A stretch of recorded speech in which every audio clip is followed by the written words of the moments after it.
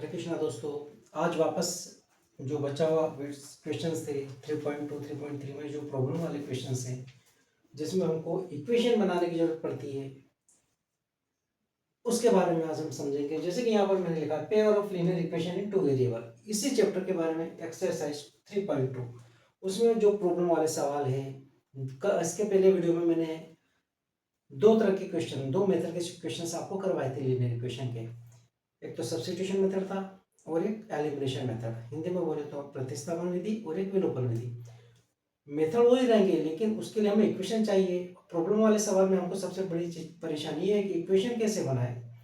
Problem वाले सवाल में आपको सबसे पहले उनको क्वेश्चन को अच्छे से पढ़ना पड़ेगा, समझना पड़ेगा, इक्वेशन बनानी पड़ेगी, फिर आप उसको चाहे तो सब्स्टिट्यूशन मेथड से सॉल्व कर दें या एलिमिनेशन मेथड से सॉल्व कर दें।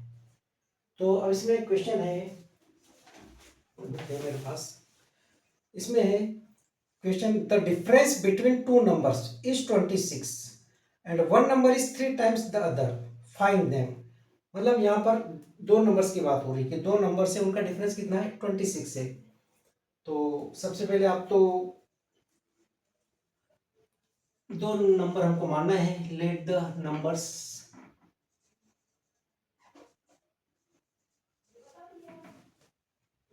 B x and y, x y L M P Q R S कुछ भी ले सकते हैं, बस ये ध्यान रखना दो वेरिएबल होना चाहिए कौन से भी। यहाँ दो नंबर की बात हो रही है तो हमने नंबर क्या ले लिए कि वो दोनों नंबर, यहाँ पे लिखा the difference between two numbers is 26। अब ये दो नंबर्स हमने मान लिए x and y. Simple language में लिखना है, समझ में आ जाए, जो भी कॉपी चेक करने वाला कॉपी चेक करो उसको समझ में आ जाए, इस तरह से क्वेश्चंस करना है, आपको सॉल्व करना है। तो let the number be x and y. अब वो वाला डिफरेंस, इन दोनों के बीच का डिफरेंस, डिफरेंस का मतलब होता है माइनस। इन दोनों में कितना डिफरेंस है, मतलब एक्स और वाई में कितने का डिफरेंस है, 26 का। ये क्वेश्चन में लिखा हुआ है, इसको आप दे दो इक्वेशन नंबर फर्स्ट। दो नंबर है, दोनों का डिफरेंस 26 गिवन है। नंबर अपना मान लिया एक्स एंड वाई। अब यहाँ पर एक्स और वाई की वैल्यू निकालना है। अच्छा, सेकंड लाइन क्या लिखी है कि and one number is 3 times the others, मतलब जो ये एक नंबर है दूसरे नंबर का 3 टाइम्स है, मतलब ये एक नंबर दूसरे नंबर का 3 टाइम्स, मतलब 3 टाइम्स का मतलब 3 का मल्टीप्लाई। एक नंबर दूसरे नंबर का 3 टाइम्स है, मतलब 3 का मल्टीप्लाई। इक्वेशन नंबर 2 दे दी हमने इसको नाम। अब यहाँ पर आपकी दो इक्वेशन बन गई है। क्लियर दिख रहा है कि x की वैल्यू आ रही है यहाँ पर 3y। आप x की वैल्यू रख दो यहाँ पर इक्वेशन फर्स्ट में। Put this value, put x is equal to 3y in equation 1। Equation 1 में x के प्लेस पर रख दिया हमने 3y, 3y में से 1y गया 2y, 26। y के इन टू में 2 है, मल्टीपल में 2 है, इसका जब ट्रांसपोज करेंगे तो कौन में आ जाएगा 26। 2 से कितनी बार कट जाएगा, डिवाइड हो जाएगा 13 टाइम्स। तो y की वैल्यू हो गई 13। y की वैल्यू 13 आ गई तो डेफिनेटली ये y इज इक्वल टू 13 हम किस में रख देंगे, put in equation second. y is equal to 13 यहाँ पर इक्वेशन सेकेंड में पुट कर दिया मैंने, x इज इक्वल टू 13, 13 3 जा 39। तो आपकी पहला फर्स्ट नंबर क्या आ गया आपका 39, सेकंड नंबर आप क्या 39। इन दोनों का डिफरेंस देख लो 26 आ रहा है और पहला नंबर दूसरे का 3 टाइम्स है। अब 30 में 3 का मल्टीप्लाई करें तो 39 आएगा कि नहीं आएगा। इस तरह से ये हमारे दो क्वेश्चंस हो गए। तो यहाँ पर आपने बस आपको ये समझना है कि उसमें पूछा क्या जा रहा है ना।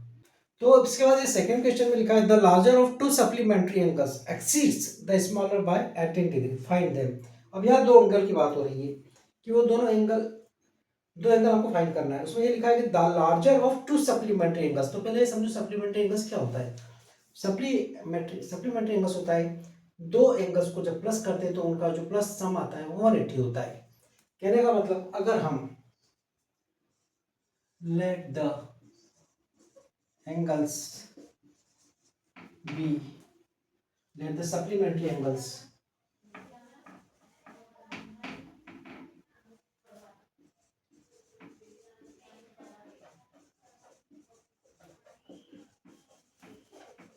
angles be x and Y.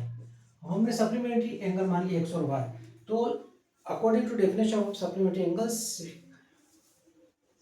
दोनों का सम्स, दो सप्लीमेंट्री एंगल्स में दो एंगल्स होते हैं, उन दोनों का सम 180 डिग्री होता है। तो हमने मान लिया कि let the supplementary angles be x and y. तो अकॉर्डिंग टू क्वेश्चन मतलब ए टी क्यू, इन दोनों का सम कितना हो जाएगा 180 डिग्री। लिखा हुआ है कि भाई दो सप्लीमेंट्री एंगल है, तो हमने मान लिया कि एक्स और वाई है वो दोनों। ओके सपोज अब दोनों का सम कितना होता है 180 है, तो होता ही है सप्लीमेंट्री एंगल का सम 180 डिग्री होता ही है रूल से। इसके बाद वो बोलता है the larger of to supplementary angles axis with the smaller by 18 degree.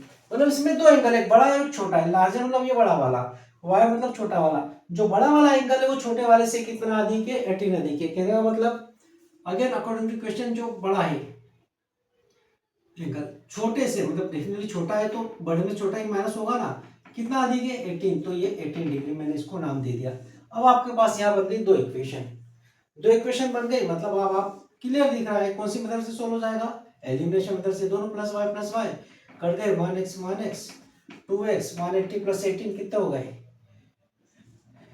8 9 1। तो 2x is equal to 198 upon, ये जैसे 2 इसके इनटू में है उधर आएगा तो अपॉन हो जाएगा 198 2 से कितना टाइम कट जाएगा,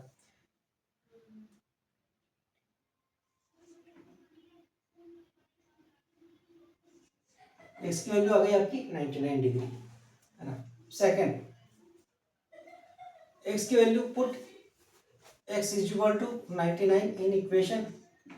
फर्स्ट सेकंड किसी में भी रख दो, चलो फर्स्ट में ही रख दिया अपन ने, है ना। फर्स्ट क्या इक्वेशन आपकी x प्लस y is equal to 180, x की वैल्यू कितनी आई 99 plus y is equal to 180, 99 उधर का कौन से साइन का हो जाएगा माइनस का, तो 180 माइनस 99, 180 में से 99 गया कितना बचा 81, 81। तो पहला एंगल क्या आया आपका 99 डिग्री और दूसरा एंगल क्या आया 81 डिग्री, दोनों का डिफरेंस भी 18 आ रहा है। ये आपके दो क्वेश्चन, सेकंड क्वेश्चन भी हो गया। क्वेश्चन आपका एक में करवा रहा हूँ, जैसे 3.2 के थर्ड का फिफ्थ वाला क्वेश्चन है ये। A fraction becomes 9/11 if 2 is added to both the numerator and the denominator. मतलब एक क्वेश्चन है आपका, एक फ्रैक्शन है, उस फ्रैक्शन में अगर हम दोनों में 2 ऐड कर दें, दो ऊपर क्या होता है न्यूमरेटर, नीचे क्या होता है डिनोमिनेटर। फ्रैक्शन पता ना क्या होता है अपोन वाली संख्या है ना। सो एक यहाँ पर अपन पहले मान लेते हैं let the numerator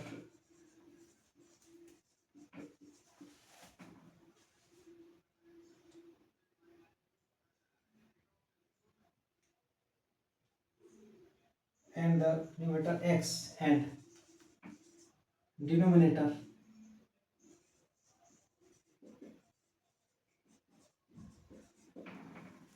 then fraction will be x upon y। अब हिंदी मीडियम वाले बच्चे भी देख लो, न्यूमरेटर मतलब अंश, डिनोमिनेटर मतलब हर।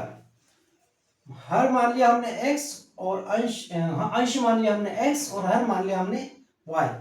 तो आप फ्रैक्शन को बोलते हैं भिन्न, हिंदी में भिन्न। तो भिन्न क्या हो गई आपकी, या फ्रैक्शन हो गया आपका x अपॉन वाई, यही होगा ना। ऊपर क्या हो गया आपका अंश, नीचे हो गया हर। इंग्लिश में न्यूमरेटर, इंग्लिश में डिनोमिनेटर। तो न्यूमरेटर अपॉन डिनोमिनेटर, ये हमने एक्स और वाई हमने मान लिया। अब इसको अकॉर्डिंग टू क्वेश्चन यहाँ पर लिखा हुआ है कि if we add 2 in numerator numerator in both, मतलब दोनों में हमने जोड़ दिया है अकॉर्डिंग टू क्वेश्चन, हमने जोड़ दिया, न्यूमरेटर में भी 2 जोड़ दिया और डिनोमिनेटर में भी 2 जोड़ दिया, तो आपका फ्रैक्शन हो जाता है, क्वेश्चन में लिखा हुआ है। तो अ फ्रैक्शन बिकम्स 9/11, मतलब क्या हो जाएगा 9/11। ठीक है, पहले अपन इसको सोल्व करते हैं, फिर उसके बाद सेकंड पार्ट पढ़ेंगे क्वेश्चन का। इसको सोल्व करने का बहुत इजी वे है, क्रॉस मल्टीप्लाई कर दो 11 का इसमें और 9 का इसमें, क्रॉस मल्टीप्लाई तो आता ही होगा आप सभी को। 11 का x में 11x, 11 2 जा 22, 9y, 9 टू जा 18, 9y का और 22 का ट्रांसपोज हो जाएगा। ट्रांसपोज करने पर हमको क्या मिलेगा, ये आपके सामने चल रहा है, साइन कौन सा चेंज हो रहा है कौन सा नहीं हो रहा है आपको क्लियर दिख रहा है। डिजिट्स आपको समझ में आ रहे होंगे मेरे ख्याल से, कोशिश कर रहा हूँ अच्छा से दिखे आपको। 18 में से 22 जाएगा तो -4 ही बचेगा। इसके बाद इसको हमने नाम दिया इक्वेशन नंबर फर्स्ट, ठीक है। अब इसके बाद हम करते हैं अगला सेकंड पार्ट।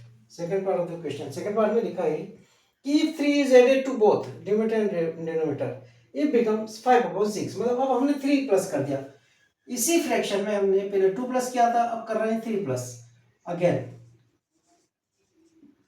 3 प्लस करने पर देखो ये मैंने 3 प्लस कर दिया न्यूमरेटर में, डिनोमिनेटर में भी 3 प्लस कर दिया, तो बोला है कि फ्रैक्शन 5/6 बिकम 5/6, 5/6 हो जाता है।